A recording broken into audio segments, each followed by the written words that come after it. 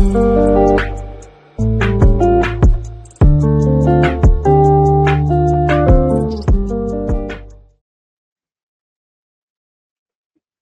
สงค่าพี่น้องผู้ชมยินเสียงใต้ที่นับยำกูโจกูปาแก้มหลีกตั้งสายลมอีกบาดังขาวลงแรงเปิงไหลมาหบโทบหบยากันกว่าแทงวันหนึ่งเย้าค่ะย้อนหาตั้งหักเมตตาตั้งนินสาตั้งสมเสอมนเปียดที่ลูกตีเถาลาพระเป็นเจ้าผู้เยี่ยมแม่ได้สูงสุดของเฮาค่ะโตขอดแถวถึงณจุตะอสักนั่นนาหอนาเฮินนั่นนาที่การงานของเขาค่ะกว่าหังผ่าหังมันสิกรรมค่ะมีวันหนึ่งค่ะลูกล่างตะเปเจ้าทั้งสองก็ผูเมค่ะออกกว่าหับทํนาการพระเป็นเจ้าในวันตะนั่งกันหน่วยวันติดกันนะหมากก้าของเขาไลโฮกว่าทั้งสองก็ไม่เจ้าเกี่ยวว่าสองเขาดีกว่าตันคิงเฮ็ดวัดกูกว่าพระเป็นเจ้าห้านะครับตันคือเราอยู่ไหนนะครับอยู่ๆก็ที่เป็นผู้ก็ออกมาค่ะนะว่าวางกันตั้งเนาดีกว่าห้อหมอกรัตระดังเกตชอดพระเป็นเจ้าปอกในตีวานนั่นน่ะมันจะลูกพระเป็นเจ้าก็หู้นอนนะก็ที่เป็นเมขึ้นตอบเขาว่าอย่าไปทางเรื่องนั้นนะครับลองด้านเดียวหบทบเนี่ยอิดอ่อนออดหนึ่งเว้ยเนี่ยครับพวกกวัดแตกด้วยกันดังสลับโปลูว่าไหนได้โลเขาดำคึดตั้นคิดตีนมันรู้ก่อนนะสุวรรณเนี่ยที่ในขาเฮ็ดก็ที่เป็นผู้บ่คุกจะไรว่าใจเยาว่าแล้วเส้นตาสายดังเดียวหับทำนาการพระเป็นเจ้าเนี่ยเอามาแต่มีลองหลีลองจับปอเป็นมาจังหนังมันถึงเป็นอโลของพระเป็นเจ้าโดยเส้นนั้นก็อับเป็นมีหวังเมียวที่มาเฮคัดนาการพระเป็นเจ้านะครับกุ้ยกับกำลังสุดตั้งเป็นแหน่งที่เป็นของพระเป็นเจ้าในเขาก็เป็นซ้อนหนังที่เขาเลยลาดแต้ๆค่ะนะนั้นมีไตก็หนึ่งก็มากขึ้นเขาแล้วก็จอยเขาเมกุบมักกาของเขาต่างกีจุพระเป็นเจ้าในวันนั้นน่ะเขาเลยกว่าขึ้นกว่าด้านเนอเข่งที่เฮ็ดวัดกูกว่าพระเป็นเจ้าในวันที่เขาดีกว่านั่นเขาตั้งอันโฮตลาบอกนั่นก็หนาว่ามันเต็มเลยล้นเลยบารักอาราตันโควิเห็นหมดจังของพระเป็นเจ้าพี่น้องที่มาเฮ็ดวัดกูกว่าพระเป็นเจ้าก็เลยเอ็นเลยแห้งแต้ๆนะครับมีดังนั้นต่างเกจูพระเป็นเจ้าอย่างนั้นจุดอสักตานของลูกล่างตะเปเจ้าก็ที่อยู่มาตั้มเจนในสุวิสุคริตเนี่ยเขาคำมีปุ่งหางและตั้งอันตีเยืองจอมเนี่ยก็แหละว่าเมื่อเขาทบตั้งอย่าเผิดตั้งจมชื่อมุนเปียวในสมัยแก้มดิพระเป็นเจ้ามีปุ่งหางจุดอสักปานโกนของโกนหาบทำนาการพระเป็นเจ้าในแก้มดิเก่าในแก้มดิมาเนี่ยมีแต่หมายไว้ปุ่นดาริปันเอ็นปันแห้งเขาว่าพระเป็นเจ้าที่เขาหักทำนาการมันเจ้าเนี่ยมันเจ้าตึกอสักริบอยู่และอโลของพระเป็นเจ้าที่มีในจุดอาสักของเขามีปุญมีส่วนในการงานของพระเป็นเจ้านั่นก็มันเจ้าเขาก้นเสียก็เสียก้นครับว่าเป็นก้นชื่อจัดเจ้าคือเหรออยู่ในกาปานแล้วเนี่ยมันเจ้าเขาเสียก็เสียก้นไล่โหบทบดังรูดังแล้วต่างกี้จูพระเป็นเจ้าอย่านะแต่กันนะ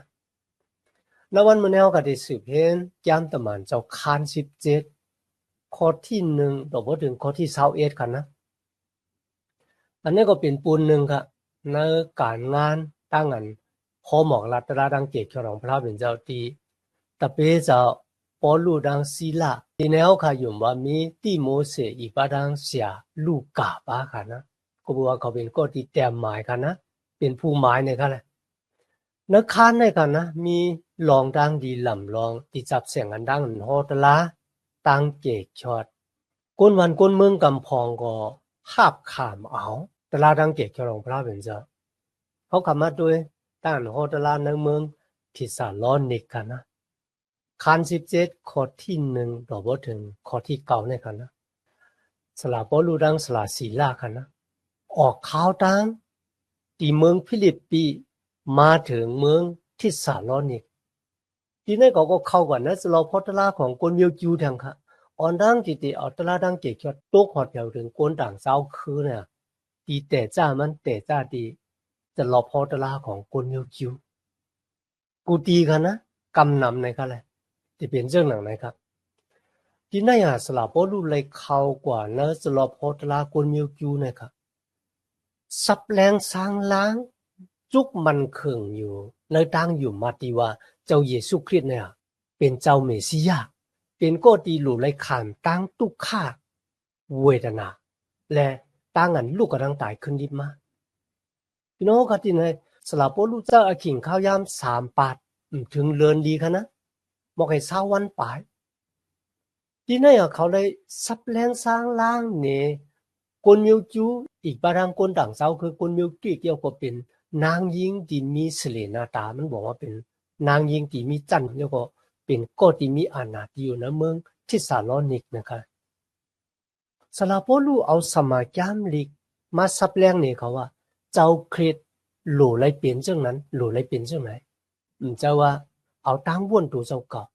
สมาจามลิกเก่าเลยเต็มหมายลองของจุยสู้ว่าเจ้าเมสสิยาหลู่เลยมาขามตอกซับตายในสลักว่ามือเจ้าหนัง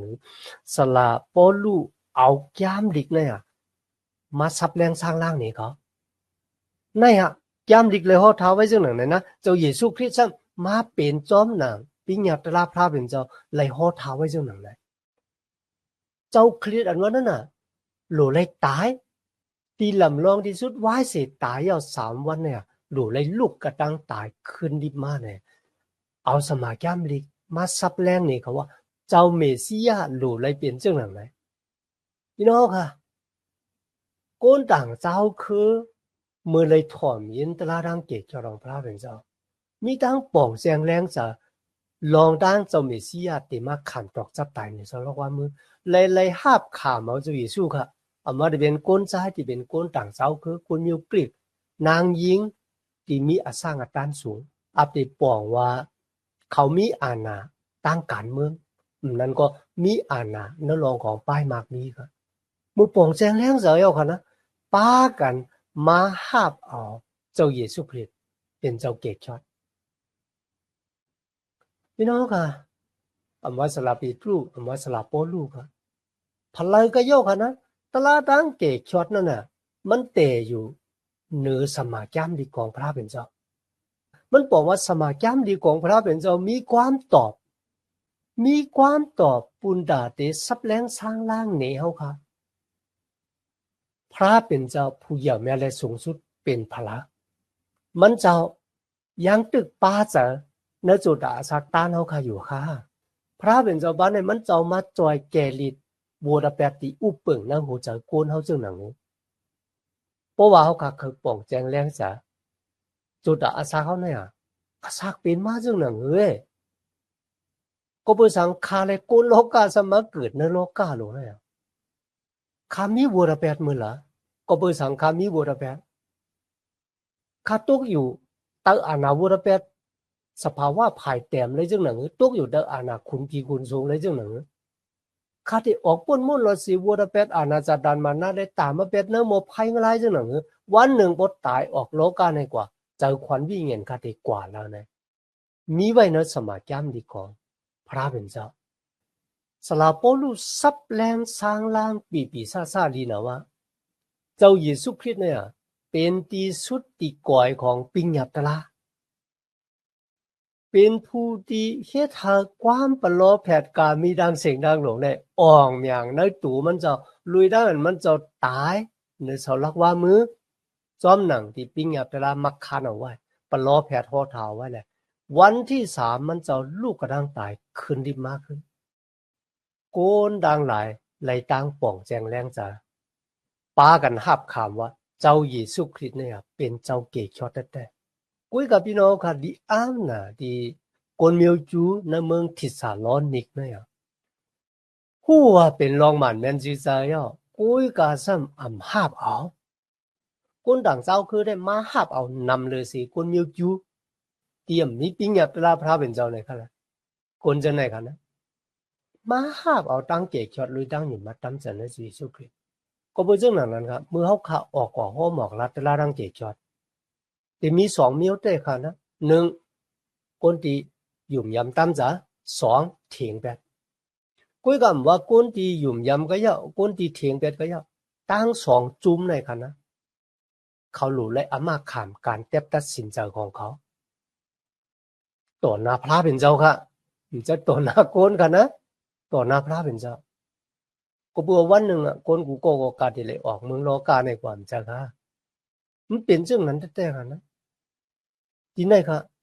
โกนต่างเจ้าคือมาหาโกนมีคิวกำพองมีจักขี้เกเหตาสลาบรู้ดังศิลาแทงเขาค่ะเขาป้ากันกว่าจูโกนต่างเจ้าคือค่ะนะที่เป็นโกนเมือกค่ะป้ากันมาต่างอเปียสลาปอลูค่ะนะปอย่ออ่อนกันเข้ากว่าเนื้อเฮือนของยาสุนปุ่นระเดกว่าที่สลาปอลูดังศิลา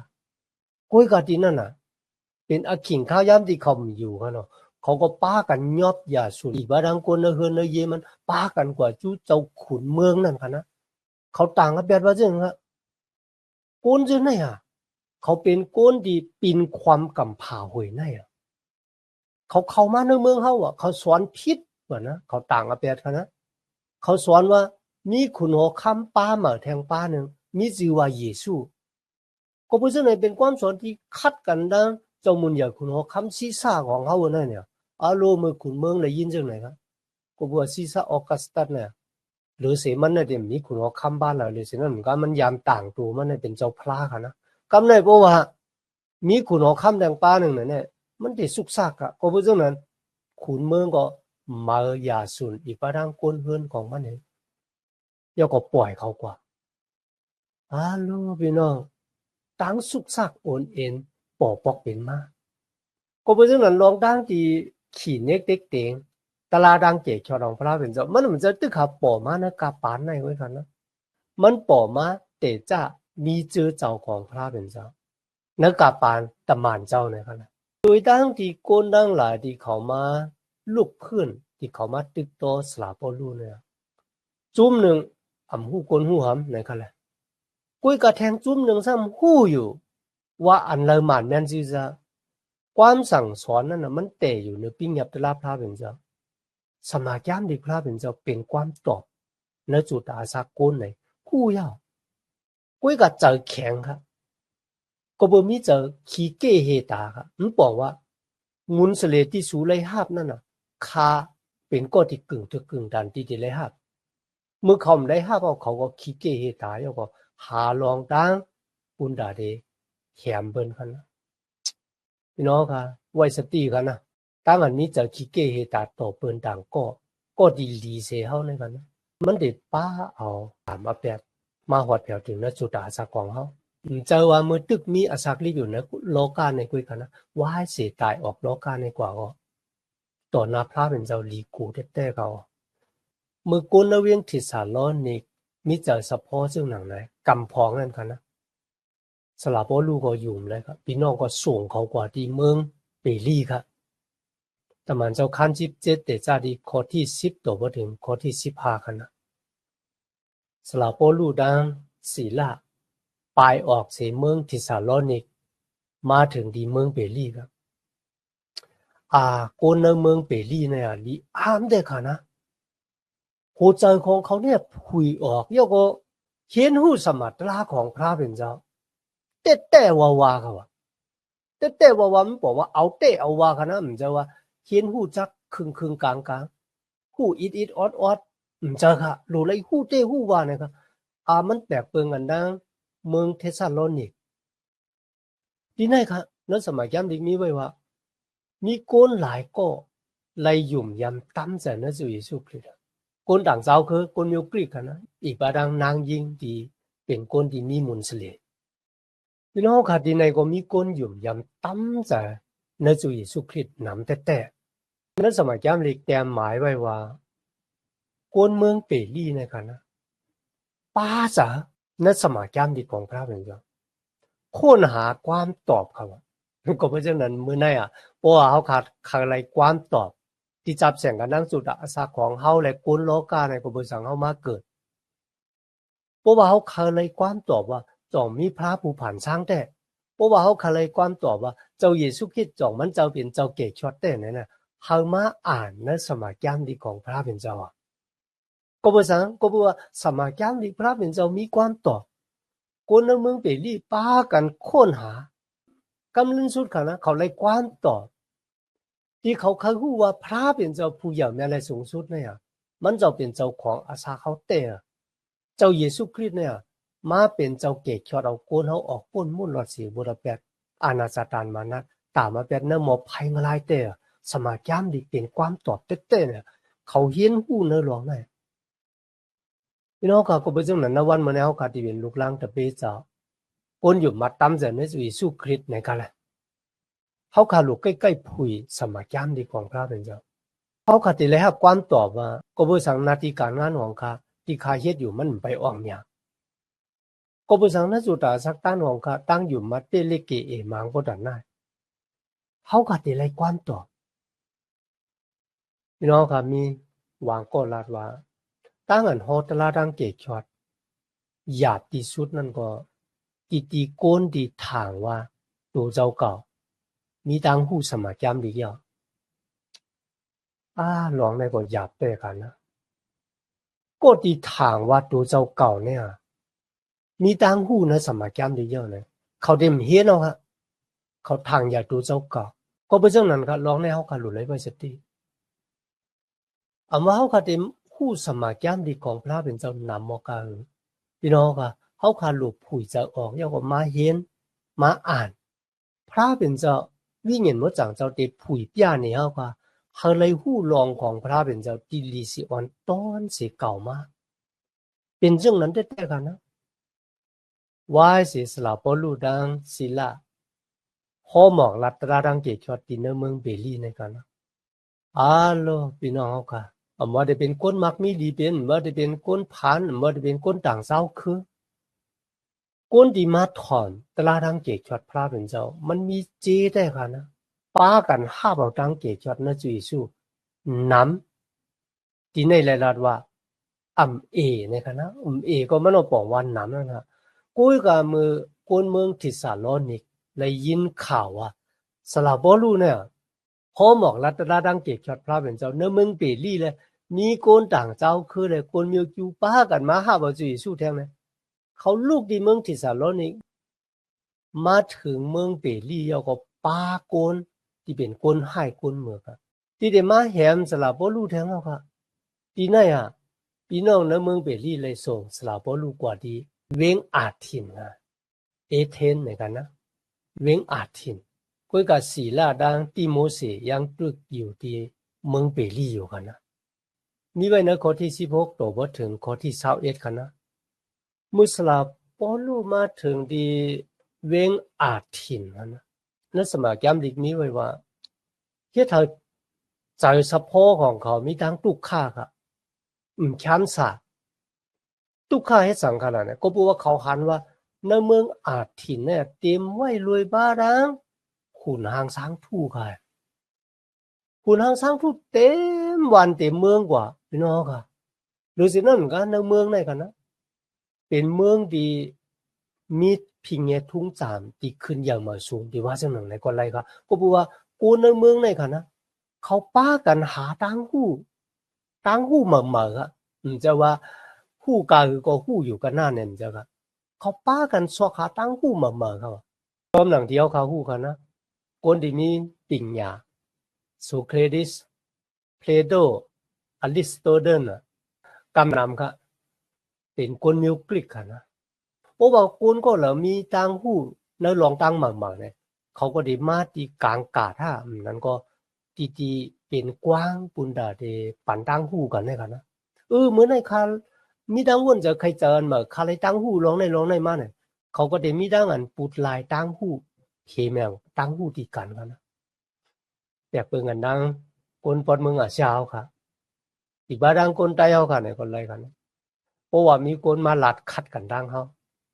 มีคนที่มีดังหูที่แปลกเปิงกันดังเขาในลองที่เขาหูกันนะอัลละไอ้เนี่ยมันหลัดคัดเก่านั่นนะเดี๋ยวกันนะมันใครพร้อมกันนะว่าเพราะว่าพอเรามีดังหูนำเลยเสียเขาเนี่ยนางว่าเขาไม่เคยกินนะไม่เคยหันจ้ะกุ้ยก็ที่ไหนมั้งจ้ะครับเขาพูดไล่ผีแมงตั้งหูที่กันครับคนในเมืองอาจถิ่นในกันนะสลับพวกลูกกว่าถึงที่นั่นกุ้ยกับพี่น้องกับดีอ้ามนะ นั่นสิ่งจริงวันเมืองของเขาสั่นวันนั้นวันว่านั้นเวงว่าวันนั้นเฮือนว่าไหนคุณหางสังทุปดเต็มวันเต็มเมืองลงกว่าไหนว่าเป็นคนมีปิ่งเนี่ยปดจับแสงอันดังลองผายวิ่งเงียนมันเหมือนเรื่องว่ารับสิ่งพื้มืดมีดังป่องแจงแรงจันเนื้อร้องไหนแต่ว่าให้หรือเสกวนเวงที่สาล้อนิกดังเวงเปรี่ก็ไรป่องสาค่ะนะสลับว่ารู้เลยเข้ากว่านะสลับพอตลาคนมีคิวเอากว่าเถียงกันเนื้อรองของหุ่นนางสังทูฮะเนื้อรองของตั้งอยู่มัดเนื้อพระเป็นเจ้าค่ะนะหรือสินั่นก็ค่ะสลับว่ารู้กว่าจอมกลางกาดจึงได้ค่ะที่มีดังอันผีแมงปิงหยาปันกันได้ค่ะนะกว่าเถียงกันดังเขาความว่าเถียงกันได้ค่ะนะคุณดักคนมีกิ๊กเนี่ยเลยผิดกันค่ะเหมือนคนปอดเมืองอาชาดีว่าจังไหนก็ไรกันนะเถียงบุญดาได้ไล่ความหมันแมนซีซามันจะเถียงบุญดาได้ผิดกันค่ะนะพวกคนก็เลยลาดหมันแมนซีซาเนี่ยก็ที่หมันแมนซีซานั่นก็แค่จะแต้มลงเหรอว่าขาหับขาว่าลองในคำหูตั้งอันเขาหับขำว่าเขาหูร้องเนี่ยมันนั่นเลยบอกว่าเขาเป็นคนเงอมันนั่นจังค่ะก็บอกว่ามีคนก็เลยหูกูจำกูเปอก็ตีหูร้องเนี่ยหวังกำเขาอาเต็มหูนะลองตีเขาหูอันนั้นเป็นทั้งวนเลยใครจะของเขาก็เพราะฉะนั้นเมื่อเขามาอู่กันมาเถียงกันเนี่ยมันนั่นมีทั้งอันพิษกันตัวบนในวันเหมือนเนี่ยคนบนเมืองอาเซียนค่ะหับขำว่าคนทั้งบนเมืองยุโรปในลัดซื้อน่ะนะครับหรือเช่นนั้นก็ในเมืองอเมริกันกันเพราะว่าถึงอากินข้าวยามที่เขาได้เลือกต่างจอมพ้องหลวงเลยกันนะเขาก็ตีลงมาบุญดาเขาเป็นเลือกต่างเขาเป็นจอมพ้องหลวงเขามาเถียงกันครับเถียงกันร้องสังหารเถียงกันร้องป้ายการเมืองป้ายหมากมีอีกบารังตรงวงเกกางกวนป้ายการเมืองเนี่ยสุดที่จัดการเรื่องสิ่งจึงวันเมืองมีการดูเลยซึกจำใจซ้อมสิ่งจึงวันเมืองหลายๆเขาตีเฮ็ดจังหนังป้ายการซึกเขาตีเฮ็ดจังหนังป้ายหมากมีเขาตีเฮ็ดจังหนังเนี่ยเขาตั้งสองก็มาเถียงกันครับโลพี่น้องเขาค่ะเขาผิดกันค่ะนะเมื่อเขาตึกเถียงกันได้ครับนะโกนเมืองอเมริกันป้ากันเปิดทีวีเขาป้ากันคุยด้วยค่ะนะโกนก็ละอ่ะตีความลาดมันหมานแมนซีซายก็ตีมันลาดนั่นน่ะมีตั้งอันเปลี่ยนกว่าจอมความมันลาดไหนโกนวันโกนเมืองก็ติดเลือกก้อนนั่นน่ะเขามาเป็นจอมพ้องหลวงเป็นผู้จัดการสิ่งจริงวันเมืองของตุเจ้าก็โอ้ยกะในปอดเมืองอาชามาเฮ็ดในรองไหนครับกูค่ะนะก็บอกว่าตัวซาเจ้าปิดเจ้าปอดค่ะเนาะก็ปอลาดมาแทงผ่านยังก้านกว่าเนี่ยติ่มเป็นปอเจ้าก็อาไปเก็บไว้นะจะวายสิออกที่ไหนกว่าอาไปตากโคกันนั้นก็แหมกันตายกุ้ยก็ในเมืองอาถิ่นมันจะจึงหนังไหนเมื่อสลับปอลูกกว่าสลับปอลูกก็พ่อหมอกลัดตั้งอันเจ้าเยซูคริสต์เป็นเจ้าพระแล้วก็เจ้าเยซูคริสต์เนี่ยเป็นเจ้าพระที่ลูกกระทั่งตายขึ้นที่มาเนี่ยตัวปอกวนเมืองอาถิ่นกันนะหวังก็ค่ะที่เป็นเสียที่เป็นคนที่มีสติปัญญาในกันแหละในข้อที่18ค่ะนะเมื่อนั้นตะเปเอปิกูรูอีกทั้งสโตอิกปัญญาสีกำพองลัดเข่งกันดังปอลูกำพองว่ากูน่ะนำไล่ลองเนี่ยตักเขาว่าจังหนังว่าหนังไหนกำพองก็ว่าก็ในเหมือนเจ้าหนังหางเป็นก็อันห่อลัดลองเจ้าพระต่างวันต่างเมืองว่าหนังไหนลองอันว่าหนังไหนนั่นจังปอลูนั่นห่อลัดตราสตางซื้อเปียวลองเยซูอีกตั้งลองตราตั้งอันลุกขึ้นดิบนั่นอยู่พี่น้องค่ะมีอยู่2เกิงค่ะนะที่ไหนที่เป็นเสียที่โกนเมืองอาถิ่นนับยำเขาค่ะนะเกิงหนึ่งค่ะเอปีกูรูค่ะแข่งเกิงหนึ่งจำเป็นสตออีกค่ะหรออันนี้เป็นคนมีปิ่งยา2จุ่มค่ะนะจุ่มเอปีกูรูค่ะนะความไทยห้องว่าเอปีคูเรียนสโตอิกแล้วก็ความไทยห้องว่าสโตอิกจุ่มเอปีกูรูเนี่ยค่ะนะเขามีตั้งยุ่มว่าจูตาอาศักโกนเนี่ยหรือไรมีตั้งจมซื้อมนเดียวตัวเขาเจอเขาคันไรสังก็เขาหลุดเฮ็ดจอมอันหลุของเนื้อเลือดของเขานะครับกุยกับมุกจุ่มสโตอิกสมว่าจะเขาหลุด เปิดทิ้งตัวกายขันธาของเขากว่ากันไอ้อินกันนะตั้งสองซุ้มเลยก็ติดเถียงกันปุ่นดาได้ไล่ลองตั้งหมันแมนซีซากันนะกูกะกูทั้งสองซุ้มเลยครับว่าสลาปอลูเนี่ยเอาจากของตั้งหู้มาลัดนี่เขาเนี่ยครับป่องลองสังในกันนะกูกะแทงซุ้มหนึ่งซ้ำว่าเขาเอาพระที่จับเสียงกันนั่งพระต่างวันต่างเมืองมาลัดนี่เขาเนี่ยเป็นพระที่ป่อมาเหมือนๆนะครับก็เพราะฉะนั้นคนเวงอาทินเนี่ยเขาเกี่ยวลองมาเขาเฮ็ดจึงขนาดพวกไหนอย่างพี่น้องค่ะในข้อที่19ค่ะนะเขาป้าสลาปอลูเนี่ยกว่าที่ปาริมานอาเรโอบากัสนะครับเมื่อกว่าถึงที่นั่นค่ะนะคนในเมืองอาทินลาติสลาปอลูว่าเขาเคยย้อนหู้จ่องได้ไล่ความสอนมาที่สู่สอนนั่นน่ะมันมีที่ป่องว่าซึ่งนั่นคือเขาโลพี่น้องเขาค่ะ当然สลาปอลูลาถึงถาวรพระเป็นเจ้าอีกประเด็น当然就耶稣ลูกกำลังตายขึ้นที่มาเนี่ยเขามีทั้งป่องแสงแรงสานั่นบอกว่าเมืองอาทินเนี่ยเหมือนเรื่องว่ายามเลยยินลองของถาวรพระเป็นเจ้านะณวัดเหมือนในข่าวลงแรงเบิ้งอยู่ว่าในเมืองโกนหลวงเนี่ยครับตึกมีหลายเมืองหลายเจ้าคือติ่มใบยามเลยหูว่ากำผาโลกาหวยเนี่ยมีผู้ผ่านช้างนั่นน่ะเป็นถาวรพระเป็นเจ้าที่ผ่านช้างเฮ็ดเป็นเครื่องเบิ่งโลกาการมีดังเสียงนั่งลงมันนำใจโกนเฮาลูกที่สภาวะมีผู้ผ่านช้างนี่แหละเป็นมาหางกล้วยในมีเนี่ยมีโกนหลายเจ้าคือค่ะไปป้องจานั่นร้องได้ไปมีความตอบก็ปือสังฆาเกิดมาในโลกาหลงเนี่ยวันหนึ่งพวกขัดตายออกโลกาในกว่าเจอควันวิ่งเห็นเขาดีกว่าแล้วเนี่ยมีคนตั้งนำเหมือนเจ้าหนังคนเมืองอาทินแน่นอนวันหนาวขัดได้สืบเห็นสลาปอลูเดซับแรงสร้างลางหนีคนเวียงอาทินรองของพระเป็นเจ้าที่เขาป่องใจนั่นน่ะติดซับแรงสร้างล่างหนีเขาซึ่งหนังเขาขัดได้เห็นหูกว่าซ้อมกันคันนะที่ในเขาคาเลยหันตั้งอันสลาปอลูที่ปรังศิลา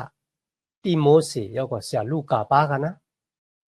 เมื่อเขาออกของโฮตลาดังเกศเกี่ยวกับพระเป็นเจ้าตั้งอันโฮตลาดังเกศเกี่ยวกับพระเป็นเจ้าตีหนึ่งเลยตีหนึ่งแน่วะมีตั้งอันแปลกเปิงกันก็เปิดสังขารพวกนั้นอย่างก็เปิดว่าคนที่มาถอนตลาดังเกศจอดมันจะคนมีคิวไว้ค่ะคนต่างเจ้าคือก็มีหรือเช่นนั้นมันก็ค่ะคนมีปิ่งยาหลวงก็มาถอนตลาดังเกศเกี่ยวกับพระเป็นเจ้าซ้ำแทงรองหนึ่งก็เขาคาเลยหันตั้งอันลุกขึ้นตั้งอันตึกโตตลาดังเกศเกี่ยวกับพระเป็นเจ้าก็มีหลายรองหลายเมียวมีหลายสัมหลายเปิงที่มาตึกโตสลาปอลูกันนะกุยกะแต่อกิ่งเดียวกันเขาคาเลยหันมีคนที่ยุ่มยำตลาดังเกศเกี่ยวกับพระเป็นเจ้าที่เขาฮ้อนั่นและมีคนที่เถียงป้าเขาต่างเกสู่พระเป็นเจ้าที่ข่าวตลาดังเกศเกี่ยวกับพระเป็นเจ้าโตขอดเดียวดึงจื้อจัดเจ้าคือตายเอาค่ะในวันเหมือนนั้นข่าวลุงนางเบิ้งก็ต่างเกสู่พระเป็นเจ้าที่เลยมีตัวมีส่วนและต่างอันที่เอาตลาดังเกศเกี่ยวกับลองมันเมนซีซาที่เป็นตราที่ปันอาสาเถาวราที่กุนพอหมอกลัดนี่พี่เมียงปันพี่น้องเขาค่ะในวันเหมือนนั้นค่ะย้อนหาตั้งหักเมตตาตั้งนินจาตั้งสมซื้อมนเปียวตีเวลาพระเป็นเจ้าเขาค่ะมาแต่อยู่นั้นหูเจ้าค่ะกว่าหังเผอหังมันสิกรรมค่ะมาสูงค่า